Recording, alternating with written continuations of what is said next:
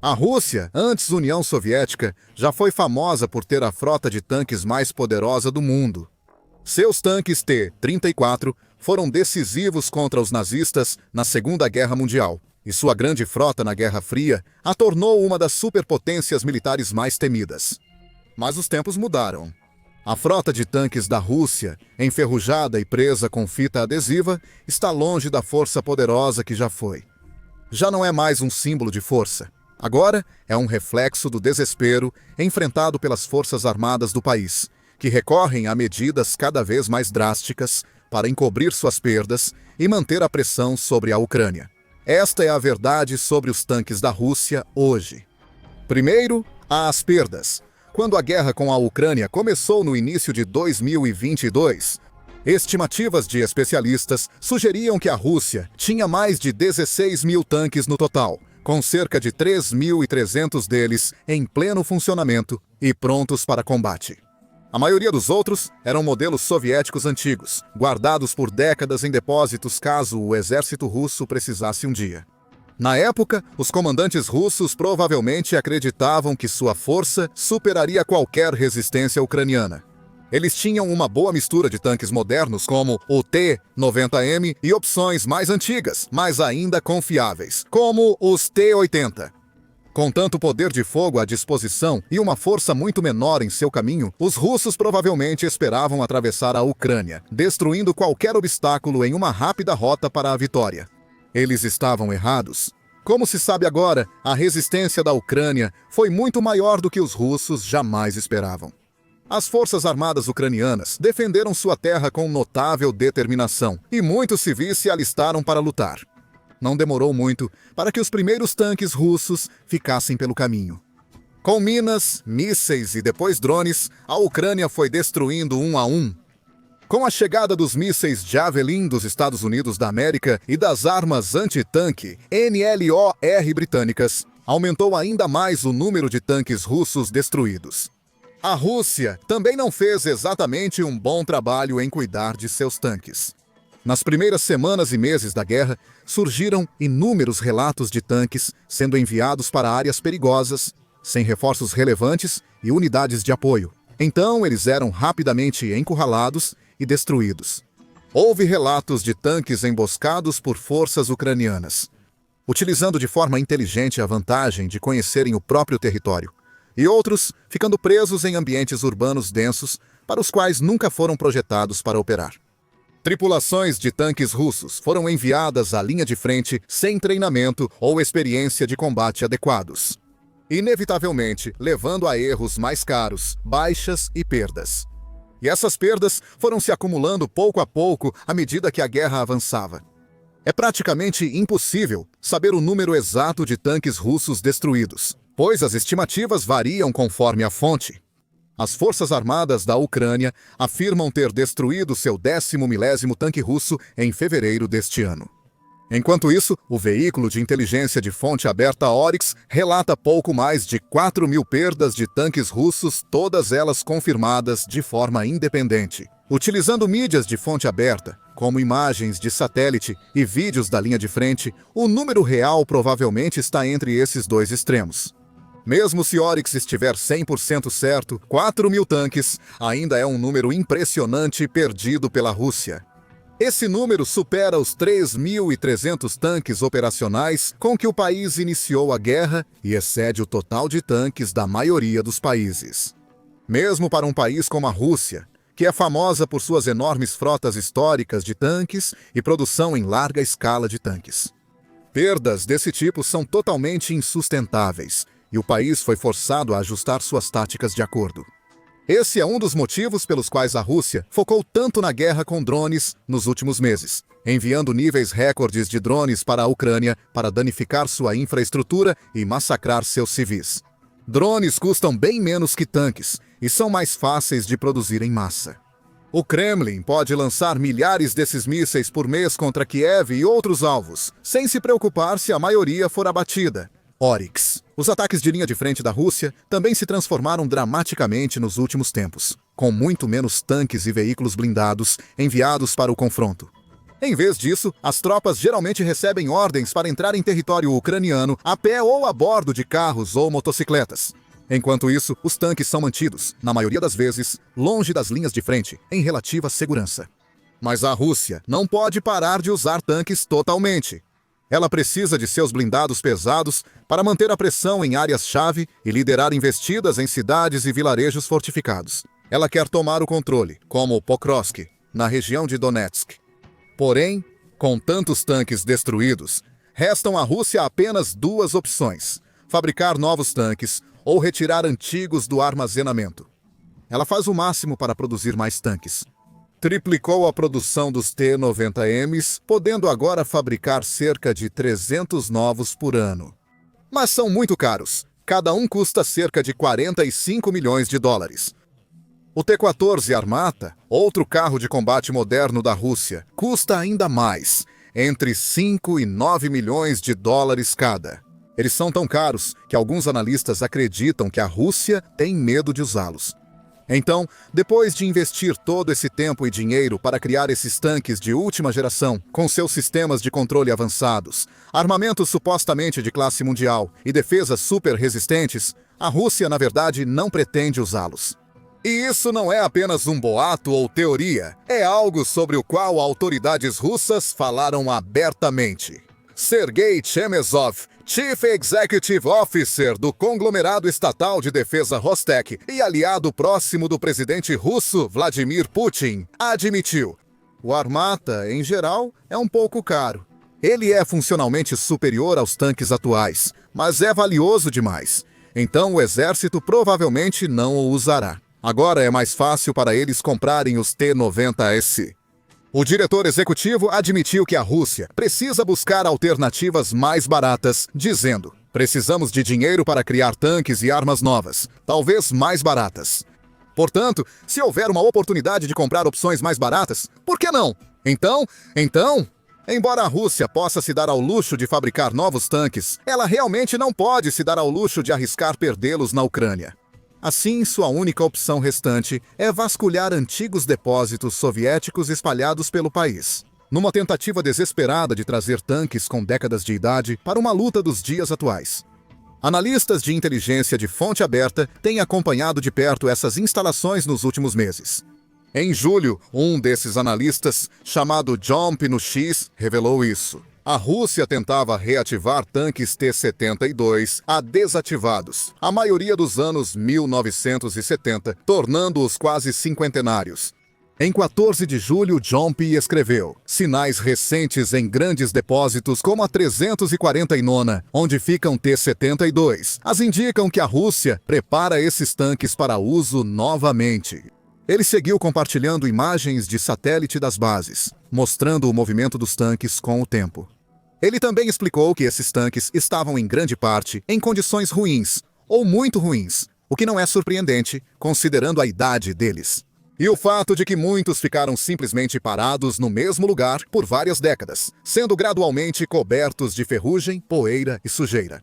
Nenhuma grande força militar usaria tanques assim por vontade própria. Mesmo sem estarem enferrujados e desgastados, seriam inadequados, pois estão muito ultrapassados pelos padrões atuais. Muitos tanques modernos são dramaticamente superiores ao T-72A em todos os aspectos principais, desde a capacidade até a fortaleza defensiva e as capacidades ofensivas. Por exemplo, o T-72A vem equipado com um motor a diesel de 780 cavalos de potência e pode atingir velocidades máximas de cerca de 60 km por hora, em terreno bom, mas é muito mais lento em terrenos difíceis ou ao dirigir de ré. Tanques avançados como o M1 Abrams dos Estados Unidos da América têm motores de 1.500 cavalos permitindo velocidades bem maiores. O T-72A também carece dos sistemas modernos de transmissão e suspensão dos tanques atuais, que facilitam enfrentar terrenos difíceis. É um pesadelo para as tripulações, com espaços apertados e um sistema de carregamento automático perigoso. Isso pode fazer o tanque explodir se for atingido no ponto certo por mísseis ou drones inimigos. Mesmo em termos de poder ofensivo, o T-72A está a anos-luz dos tanques do século XXI. Ele não tem sistemas avançados de controle de tiro, nem capacidade para identificar rapidamente alvos inimigos e calcular ângulos de disparo ideais para atingi-los com precisão. Em defesa, os T-72A serviriam para conflitos da Guerra Fria, mas não resistem a drones kamikaze e bombas inteligentes. Eles não têm as defesas presentes em modelos mais avançados, como o K-2 Pantera Negra.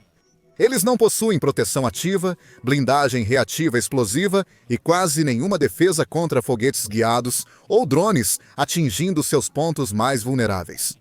Resumindo, usar T-72 hoje equivale ao exército dos Estados Unidos da América ir para a guerra com rifles de ferrolho da Segunda Guerra Mundial. É uma decisão fadada ao fracasso. E por mais que tentem, não há como os russos conseguirem preparar esses tanques antigos para a ação militar moderna. Mas esse é o nível de desespero deles. Em 6 de agosto, Jomp publicou uma atualização mostrando que a Rússia preparava seus T-72A para a batalha. E assim, há muitos T-72, provavelmente estacionados nos pátios do lado de fora da UVZ agora.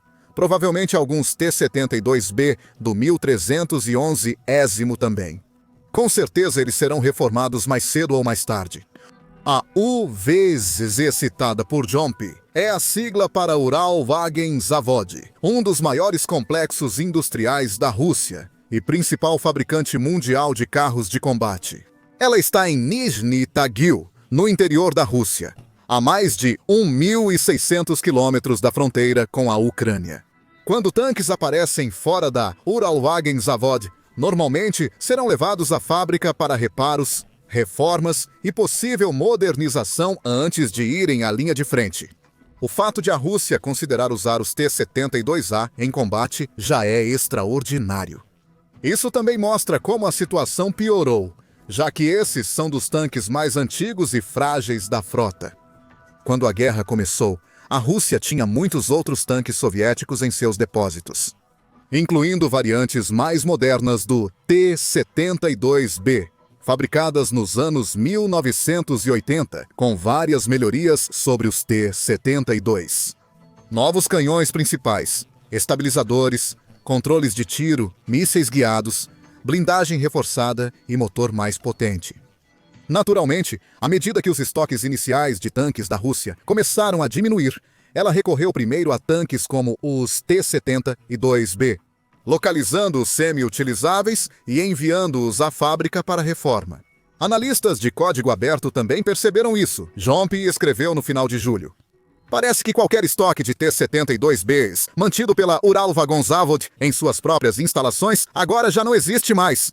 Esgotado, já que os russos voltaram a pegar T-72Bs armazenados na 1311 ésima base para serem reformados naquela fábrica.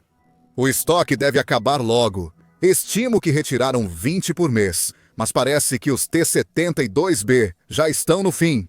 Ou talvez as forças russas não restauraram tantos quanto esperavam, e por isso recorrem aos T-72As. Estima-se que existam cerca de 1.000 desses tanques, mas muitos provavelmente estão irrecuperáveis. Mesmo os que a Rússia conseguir maquiar, ainda terão os mesmos defeitos que atormentam esse tanque há gerações. Como o seu péssimo sistema de carregamento automático e o fato de que o canhão principal é extremamente impreciso sempre que o tanque está em movimento. Os tanques de linha de frente mais antigos da Ucrânia são Leopard 1A5.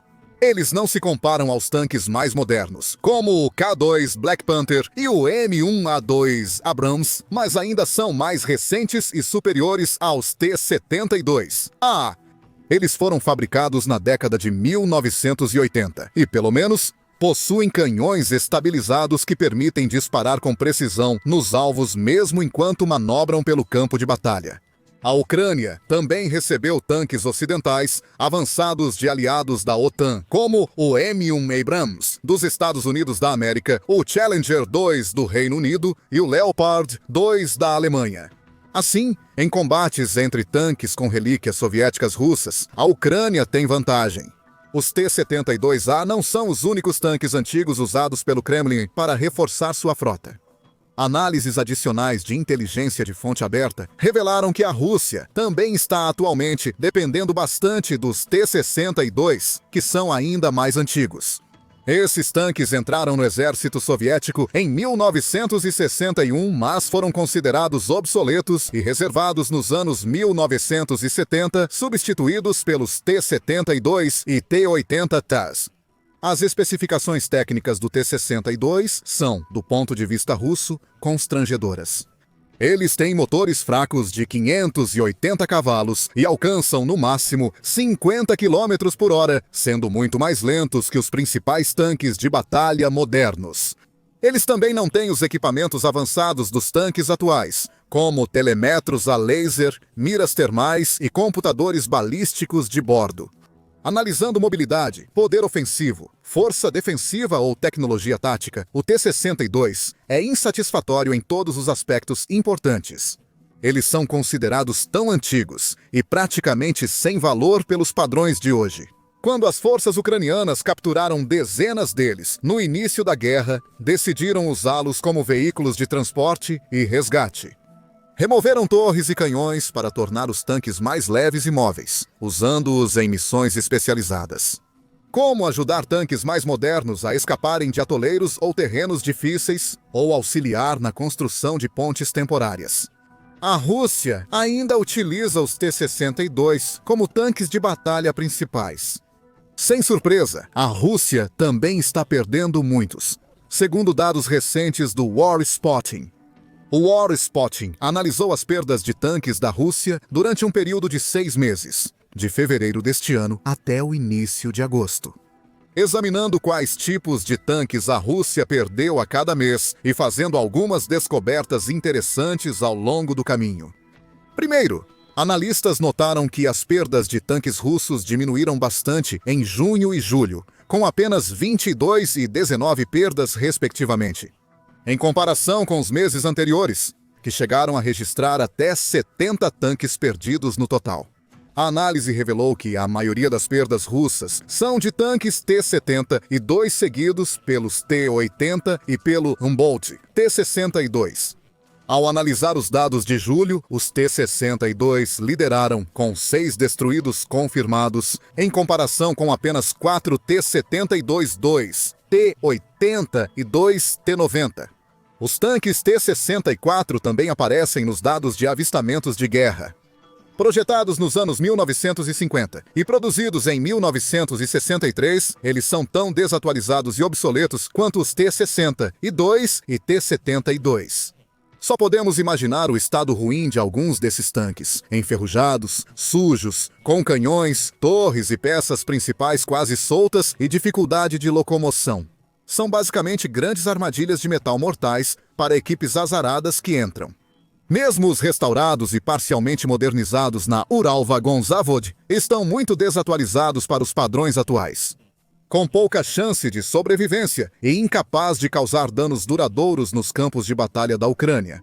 Em resumo, eles são apenas bucha de canhão usada pela Rússia para salvar as aparências e manter a ilusão de poder nesta guerra.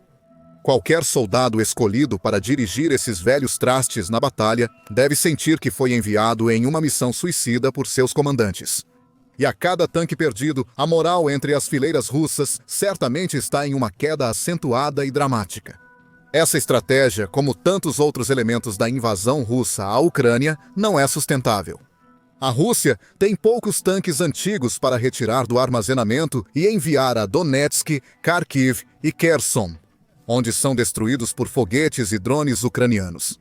Eles ficarão sem tanques e enfrentarão um dilema: tentar vencer uma guerra em larga escala sem blindados pesados ou correr o risco. Seus tanques mais caros, como T-90Ms e T-14 Armata, sofrerão graves consequências econômicas quando alguns deles forem inevitavelmente destruídos. Para Moscou, é um perde-perde sem solução clara. O plano atual não está funcionando e não há realmente um plano de contingência. Então, a Rússia persiste com suas táticas tolas e desperdiçadoras, esperando que de alguma forma algo mude. O país ainda conta com recrutas suficientes no exército para manter a pressão, mesmo com a diminuição dos tanques. com cerca de 30 mil novos recrutas a cada mês. Isso é suficiente para contra-atacar as estimadas 20 mil baixas que sofrem no mesmo período, de acordo com a Euromaidan Press. Mas com o tempo, o número de soldados aptos também vai diminuir bastante. A economia vai desmoronar ainda mais, e qualquer perspectiva remota de uma vitória russa continuará a desaparecer no nada. Agora, você pode aprender mais sobre como a máquina de guerra russa está funcionando no limite, em nossa análise detalhada recente das estatísticas chocantes, encarando Putin de frente. Veja nosso vídeo mais recente sobre os planos da Ucrânia para construir uma parede de estática invisível capaz de neutralizar enxames de drones russos instantaneamente. E por fim, não deixe de se inscrever também no nosso canal de notícias confiável para que você possa se manter informado e atualizado sobre todas as últimas notícias e acontecimentos da guerra entre Rússia e Ucrânia e de outros conflitos importantes ao redor do mundo.